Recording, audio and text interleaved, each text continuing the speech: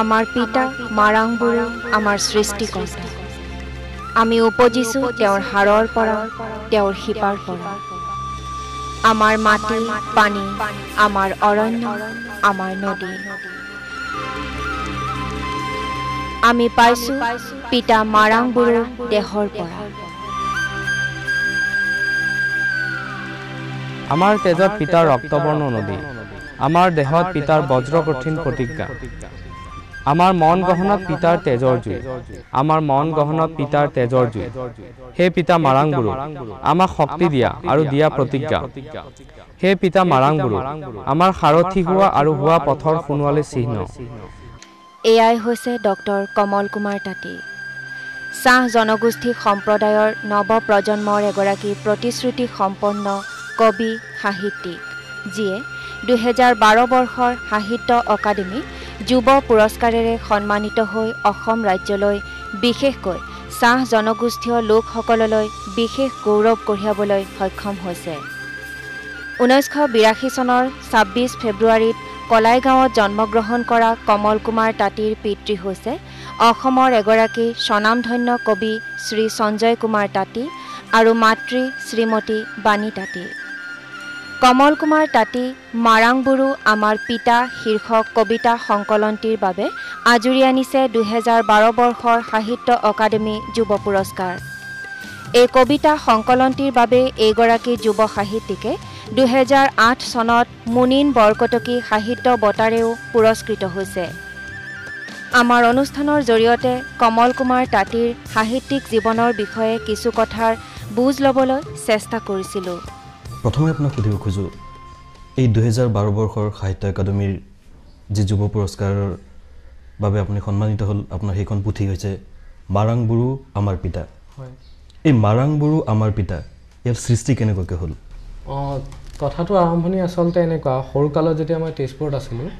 তেতিয়া বিভিন্ন ধৰণৰ সৰু সুৰা কবিতা লিখোঁ। তাৰপিছত কটন কলেজত পঢ়িবলৈ অহাৰ পিছত কবিতা লেখাটো এটা ছিৰিয়াছ ধৰণেৰে লোৱা গ'ল। গতিকে সেই সময়ৰ বিভিন্ন সাম্প্ৰতিক পৰিস্থিতি বা বিভিন্ন ধৰণৰ যিবিলাক কথা বতৰা আছিলে, বা তাৰ লগে লগে মই যিবিলাক পঢ়া শুনা কৰিছিলোঁ বিভিন্ন ইতিহাস সম্পৰ্কীয়, সমাজ বিজ্ঞান সম্পৰ্কীয়, সেই গোটেই কথাবিলাকৰ সংমিশ্ৰিত এটা ৰূপ আছিলে কবিতাবোৰ লিখাৰ পিছত বিভিন্ন পেপাৰ আলোচনীত ওলাইছে। আৰু এটা সময়ত 2007 চনত ভাবিলোঁ যে গোটেই কিতাপখনৰ এটা কালেকশ্যন কৰা যাওক। তেতিয়া ডক্টৰ বিভা চৌধুৰীয়ে কিতাপখন মোৰ প্ৰকাশ কৰিছিলে। তেতিয়া মই কবিতাবিলাক যেতিয়া বাছনি কৰিলোঁ, চালোঁ যে গোটেই কবিতাবিলাকৰ থিম বা গোটেই কবিতাবিলাকৰ বিষয়বস্তু বা গোটেই কবিতাবিলাকৰ যিটো বেকগ্ৰাউণ্ড, সেই বেকগ্ৰাউণ্ডটো কিন্তু বহুত সময়ত মোৰ যিটো অতীত, মোৰ যিটো ঐতিহ্য, সেই বস্তুটোৰ পৰা আহিছে। ধৰক মই এজন আদিবাসী জনগোষ্ঠীয় মানুহ, গতিকে সেই কথাটোত এনেকুৱা বিভিন্ন ধৰণৰ থিম, বিভিন্ন ধৰণৰ বিষয়বস্তুৱে যি ধৰণেৰে কবিতাবিলাকৰ মাজেদি এটা বিশেষ ধৰণৰ কিছুমান বস্তু তাত প্ৰতিফলিত হৈছে। সেইখিনি সময়ত মই দেখিলোঁ মোৰ এটা বিশেষ কবিতা আছিলে মাৰাংবুৰু বুলি পেলাই। এতিয়া মাৰাংবুৰুৰ তাৎপৰ্যটো মই কৈ দিব খুজিছোঁ। মাৰাংবুৰু হৈছে আচলতে পৰ্বতৰ দেৱতা। আচলতে যিটো প্ৰাচীন মানে হিন্দু সমাজৰ যিটো মানে হেৰি আছিলে, যে দেৱ দেৱতাৰ যিটো হেৰি আছিলে, সেই তাৰ লগত কিন্তু আদিবাসী যিটো ঐতিহ্য, তাৰ লগত সেই বস্তুটো মিল নাছিলে। কিন্তু তথাপি বিভিন্ন ধৰণৰ এটা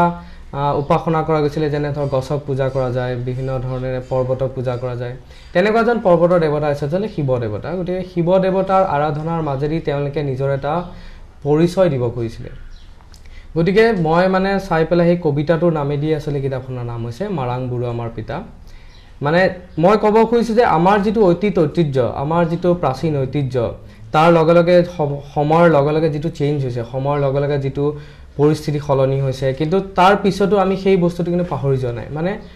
আদিবাসী বুলি ক'লে আচলতে বহুত মানুহৰ কনফিউজন হয়, বা ভাৰতবৰ্ষৰ যিটো এটা বৃহৎ আদিবাসী সমাজ আছে, সেই সমাজটো বহুত সময়ত মূল সুঁতিৰ পৰা আঁতৰি থকা। গতিকে মই এইটো বস্তু চেষ্টা কৰিছোঁ যে সেই থিমবিলাক ফ'ৰফ্ৰণ্টত আনিবৰ কাৰণে, মানুহৰ মূল সুঁতিত আনিবৰ কাৰণে, যিহেতুকে সেই কথাবিলাক মানুহে এতিয়াও আৱিষ্কাৰ কৰা নাই। গতিকে কবিতাৰ কিতাপখনৰ মাজেদি সেইটো এটা উদ্দেশ্য আছিলে। আৰু তেনেকৈ ধৰক বিভিন্ন ধৰণৰ সেই সময়ৰ মানে পৰিস্থিতি, পৰিৱেশ ইয়াত আহিছে। যেনে ধৰক এটা উদাহৰণ দিছোঁ যে 2000 চন মানত এটা ঘটনা হৈছিলে, বিভিন্ন ধৰণৰ বাগানবিলাকত বিভিন্ন ধৰণৰ মানে ঘটনা হৈছে বিভিন্ন ধৰণৰ পাব্লিক প্ৰটেষ্ট হৈছিলে সেই কথাবিলাকো বিভিন্ন সময়ত আহিছে কবিতাবিলাকৰ মাজেদি কিন্তু তাৰ লগে লগে মেইনলি কালচাৰ হিষ্ট্ৰী সমাজ এই কথাবিলাক ইয়াত বেছিকৈ আছে মাৰাংবুৰু আমাৰ পিতা এইখন কাব্যপুথিত সাহিত্য একাডেমীয়ে কোনবোৰ বিষয়ক গুৰুত্ব দিয়া বুলি আপুনি নিজে ভাবে মই ঠিক সেইটো ক'ব নোৱাৰিম আচলতে নিৰ্বাচন প্ৰক্ৰিয়াটোৰ লগত মই একেবাৰেই জ্ঞাত নাছিলোঁ কেতিয়া তেওঁলোকে চিলেকশ্যন কৰিছে কি কৰিছে 20 ডিচেম্বৰ যেতিয়া ৰিজাল্ট ওলাই মই হঠাতে টিভিতহে গম পাইছোঁ প্ৰথমবাৰৰ কাৰণে কিন্তু তাৰ আগতে 2007 চনত যেতিয়া প্ৰকাশ হৈছে তাৰপিছত যোৱা 5 বছৰত বিভিন্ন ধৰণৰ বিভিন্ন সমালোচকে কবিতাবিলাকৰ ৰিভিউ লিখিছে ধৰক প্ৰভাত বৰা ছাৰে এটা খুব ভাল ৰিভিউ লিখিছিলে মোৰ কিতাপৰ গৰিষিত ওলাইছিলে 2007 চনতেই বা বিভিন্ন ধৰণৰ তেনেকুৱা সিনিয়ৰ মোৰ লগৰ বন্ধু বান্ধৱে বিভিন্নজনে ৰিভিউ কৰিছে বা বিভিন্নজনৰ পাঠকৰ পৰা মই যে তেওঁলোকে কেতিয়াবা আহি কয় যে আপোনাৰ সেই কবিতাটো ভাল লাগে গতিকে সেই বস্তুবিলাকৰ পৰা মই ফিলটো পাই আছিলোঁ যে কবিতাবিলাক মানুহে একচেপ্ট কৰিছে মানুহে কবিতাবিলাক ভাল পাইছে কিন্তু তাৰপিছত পুৰস্কাৰ প্ৰদান প্ৰক্ৰিয়াটোলৈ মই একেবাৰে জড়িত নাছিলোঁ গতিকে সেইটো মই তেওঁলোকে কি হিচাপে নিৰ্বাচন কৰিছে মই ক'ব নোৱাৰিম কিন্তু তথাপি মই ভাবোঁ যিটো কবিতাবিলাকৰ যিটো গাঢ়তা কবিতাবিলাকৰ যিটো এটা সৃষ্টিধৰ্মী যিটো কথা বতৰা বা এটা নতুন ধৰণৰ কথা বতৰা আহিছে বা নতুন এটা লেংগুৱেজ আহিছে সেই কথাবিলাক চাগে তেওঁলোকে চাইছে সেই কথাবিলাক দেখিছে ধৰক আজি অলপ বছৰ আগতে এজন বিশিষ্ট মানুহে মোক কৈছিলে যে তোমাৰ কবিতাৰ এটা নতুন ধৰণৰ লেংগুৱেজ আছে মানে প্ৰচলিত যিটো লেংগুৱেজ কবিতাৰ সেই লেংগুৱেজটোত নাৰাখি বেলেগ এটা মই লেংগুৱেজ ইউজ কৰিছোঁ কবিতাৰ ভাষাটোত কবিতাৰ বক্তব্যটোত গতিকে চাগে এনেকুৱা ধৰণৰ কথা বতৰাই তেওঁলোকে চাইছিলে হয়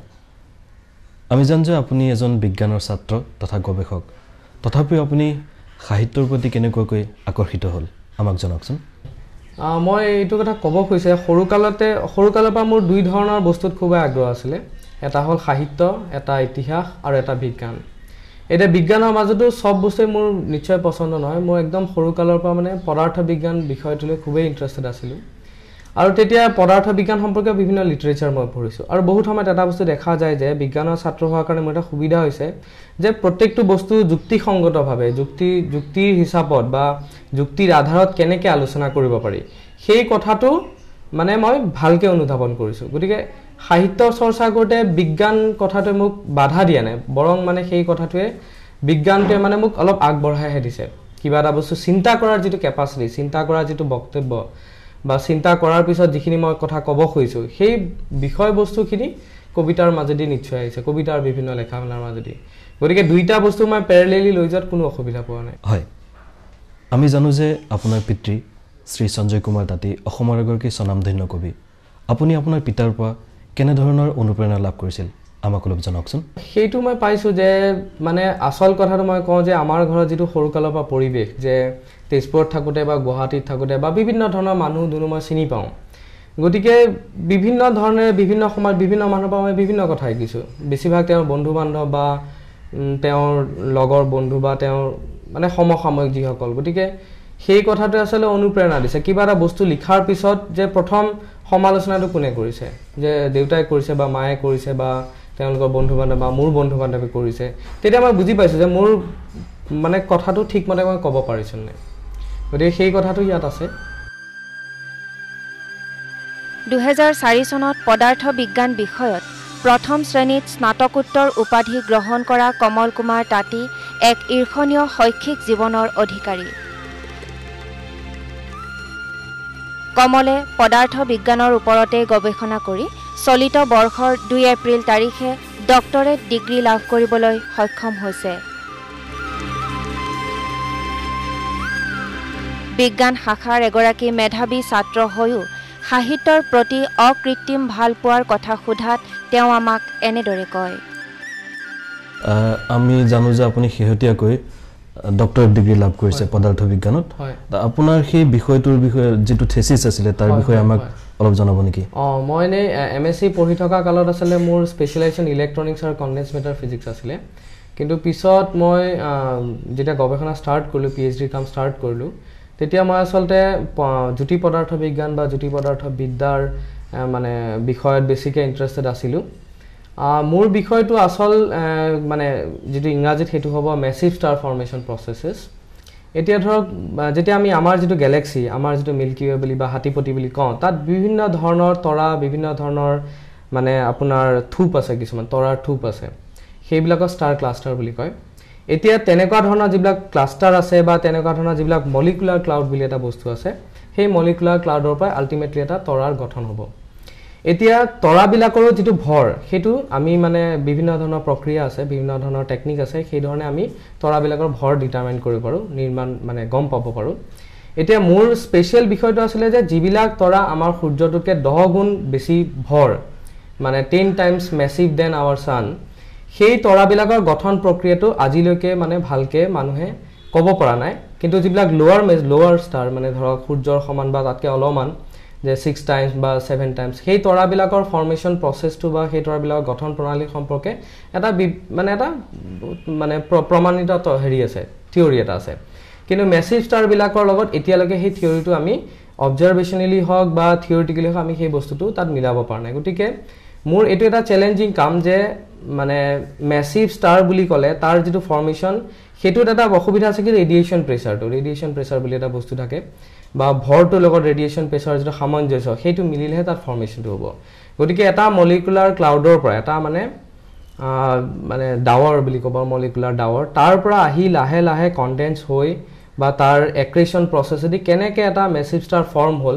এটা ক্লাষ্টাৰ ফৰ্ম হ'ল এই গুটেই প্ৰক্ৰিয়াটো আমি মানে বিভিন্ন ধৰণে ষ্টাডি কৰি বা থিওৰিটিক্যালি প্লাস সিমুলেশন মোৰ দুই ধৰণৰ কাম কৰিছো এটা হল থিওৰিটিক্যাল আন্ডাৰষ্টেণ্ডিং আনটো হল যেটো অবজাৰভেশনাল প্ৰসেস কেনেকে আমি অবজাৰ্ভ কৰি তাৰ পৰা কিমান ডেটা পাইছো আৰু এটা হল নিউমেৰিকেল সিমুলেশন মানে কি সেই পাৰ্টিকুলাৰ ষ্টাৰ ক্লাষ্টাৰ বা তৰাটোৰ বিভিন্ন সময়ত তাৰ পৰিস্থিতিটো কেনেকা অৱস্থানটো কেনেকা সেই বস্তুবিলাক আমি মানে সিমুলেশনৰ জৰিয়তে উলিয়াব পাৰো গতিকে তিনিও ধৰণৰ প্ৰসেস এদি এটা ফাইনালি এটা গম পোৱা গৈছে যে মেসিভ ষ্টাৰ ফৰ্ম হয় এক্ৰেশন প্ৰসেস দি এক্ৰেশন শব্দটো অসমীয়াটো মই মুহূৰ্তত ক'ব নোৱাৰিম মানে মলিকুলাৰ ক্লাউডটোৰ পৰা মাছ বিলাক মানে মেটেৰিয়েল বিলাক বা ক্লাউড বিলাক বা পাৰ্টিকল বিলাক সেই তৰাটোত পৰিবলৈ লয় আৰু লাহে লাহে হেতু ডাঙৰ এটা তৰাত ফৰ্ম হয় গতিকে সেই ধৰণৰ এটা গৱেষণাত ব্যস্ত আছিলো এটো মই যোৱা মাৰ্চ মাহত ডিগ্ৰী পালো ডক্টৰ কমল কুমাৰ তাতীয়ে নিজ সৃষ্টিকৰ্মৰ বাবে বিভিন্ন অনুষ্ঠান প্ৰতিষ্ঠানৰ পৰা সন্মান বুটলিবলৈ সক্ষম হৈছে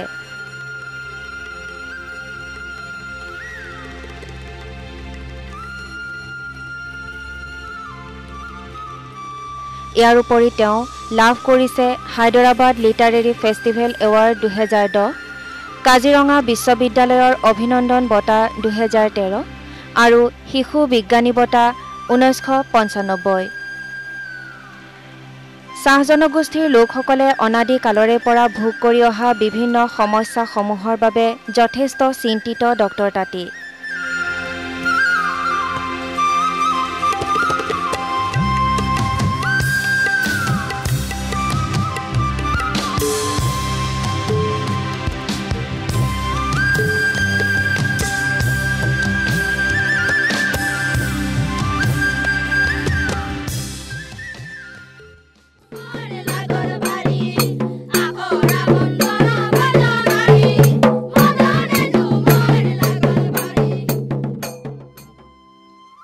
আৰু যি চিন্তাৰ বহিঃ প্ৰকাশ ঘটাইছে নিম্ন বৰ্গৰ সমাজ ঐতিহ্য নামৰ কিতাপখনৰ জৰিয়তে ডক্টৰ তাতীৰ লিখনিৰ বিষয়বস্তু সমূহৰ তত্ত্বগধুৰতাই পাঠকক বিশেষভাৱে আকৰ্ষিত কৰা দেখা গৈছে আপোনাৰ অন্য এখন বহু সমালোচিত পুথি হৈছে নিম্ন বৰ্গ সমাজ ঐতিহ্য হয় এখনৰ বিষয়ে আমাক অলপ জনাব নেকি সেই গুটেই কথাটোৰ আৰম্ভণি আসলে এনেকুৱা মানে যেতিয়া পঢ়াশুনা কৰি আছিলো মই যেতিয়া উজান বজাৰ থাকো আজিও অনেখা বুলি যিখন কিতাপৰ দোকান আছে তাত মই প্ৰায় গধূলি যাওঁ বিভিন্ন ধৰণৰ কিতাপৰ তেওঁলোকৰ পৰা কিনো আনো পঢ়ো এটা সময়ত মই এটা বিশেষ ধৰণৰ বস্তু পালো যে লিটাৰেৰী থিওৰি বা সাহিত্য তত্ত্ব বা সমাজ তত্ত্বৰ নতুন ট্ৰেন্ড বিলাক কি চলি আছে তেতিয়া মই এখন কিতাপ পালো মানে সেইখন আছিল পোষ্ট কলোনিয়েল থিওৰি বুলি সেইখন পঢ়াৰ লগে লগে মই আৰু এটা বস্তু পালো যে সাবঅল্টাৰ্ন ষ্টাডিজ হেতু মানে নিম্ন বৰ্গৰ ইতিহাস বুলি ক'ব পাৰি এতিয়া মানে সেই কথাটোৰ আৰম্ভণি এনেকৈ ঘটিছিলে এন্টোনিও গ্ৰামছি বুলি এজন ইটালিয়ান বুদ্ধিজীৱী তথা এজন বিপ্লৱী আছিলে তেওঁ কিছুমান কথা কৈছিলে যে মানে যেটো ট্ৰেডিশনাল মাৰ্ক্সিজম তাৰ পৰা আঁতৰি তেওঁ কিছুমান কথা কৈছিলে যেনে ধৰক আধিপত্যৰ যেটো ধাৰণা যেনেকৈ ধৰক আপোনাৰ সমাজ এখনত কেনেকৈ বুদ্ধিজীৱী বিকাশ হয় এই ধৰণৰ কিছুমান কথা মই পঢ়িবলৈ ষ্টাৰ্ট কৰাৰ পিছত দেখিলো যে এই বস্তুবিলাক আমাৰ অসমৰ বা আমাৰ ভাৰতৰ পৰিস্থিতিত খুবেই মানে এপ্লিকেবল এনেও নিম্ন বৰ্গৰ যেটো ধাৰণা সেই বস্তুটো হৈছে 1982 পৰা এটো হৈছে ডক্টৰ ৰাণাজিত গুহ বুলি এজন প্ৰফেসৰ আছিল তেওঁ আজিকালি অষ্ট্ৰেলিয়াত থাকে তেওঁ এখন কিতাপ লিখিছিলে মানে কলোনিয়েল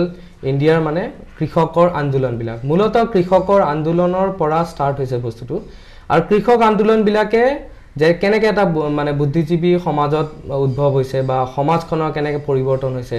সেই কথাবিলাক আসলতে তেওঁলোকে কৈছিলে গতিকে লাহে লাহে মই বিভিন্ন ধৰণৰ পঢ়া-শুনা কৰিলো আমাৰ পৰিস্থিতিৰ সেই সম্পৰ্কে এপ্লাই কৰিবলৈ চেষ্টা কৰিলো সেইখিনি সময়ত মোৰ জৱাহৰলাল ইউনিভাৰ্চিটি কেইবাগৰাকী গৱেষক আছে আৰু অসমত থকা কেইবাজন বুদ্ধিজীৱীয়ে বহুত সহায় কৰিছে মানে সেই কথাবিলাক বুজাত সেই ধৰণে এটা নগাঁৱত এবাৰ এখন ত্ৰৈমাসিক কলম বুলি এখন আলোচনী এখন মানে সেমিনাৰ পাতিছিলে সেই কথাটো তেনেকৈ আৰম্ভণি গতিকে লাহে লাহে এই কথাবিলাক লিখিবলৈ লৈ মই বিভিন্ন পেপাৰ মেগাজিনত ওলালে আৰু বহুত দিনৰ পৰা মানে বিভিন্ন মানুহে জোৰ দি আছিল যে সেই গোটেই আৰ্টিকেলবিলাক এখন কিতাপ আকাৰে প্ৰকাশ কৰাৰ কাৰণে আৰু তাৰে ফলশ্ৰুতি হৈছে নিম্নবৰ্গ সমাজ ঐতিহ্য হয় আপুনি ক'লে যেহেতু নিম্নবৰ্গ সমাজ ঐতিহ্যত চাহ জনগোষ্ঠী তথা আদিবাসীৰ বিভিন্ন সমস্যাসমূহ উত্থাপন কৰা হৈছে গতিকে ইয়াৰ সমাধানৰ উপায় কি বুলি আপুনি ভাবে এই গোটেই বিষয়টো পঢ়াৰ পিছত বা যোৱা 10-12 বছৰে মই বিভিন্ন ধৰণে চিন্তা কৰিছো যে অসমত যেটো চাহ জনগোষ্ঠী বুলি যিসকল মানুহ সেই যেটো এটা মাইগ্ৰেট আজি বা 200 বছৰ আগতে বেসিক্যালি 1840 ত প্ৰথম মানুহখিনি আহিছিলে 1840 চনত সেই মানুহখিনি অনা হৈছিল ব্ৰিটিছ পুঁজিপতি বিলাকৰ অনুগ্ৰহত ব্ৰিটিছ পুঁজিপতি বিলাকে অসমত এটা চাহ খেতি কৰিবলৈ আৰম্ভ কৰিছিল ইয়াত যেহেতু তেওঁলোকে শ্ৰমিক পোৱা নাছিলে গতিকে বেসিক্যালি ধৰক এতিয়া যেটো সেন্ট্ৰেল ইণ্ডিয়া তাৰ পৰা মানুহবিলাকক মাইগ্ৰেট কৰোৱা হৈছিল এটো জোৰ জবস্তি আৰকাঠিয়া বা এনেকুৱা ধৰণৰ বিভিন্ন প্ৰক্ৰিয়াৰ মাজেদি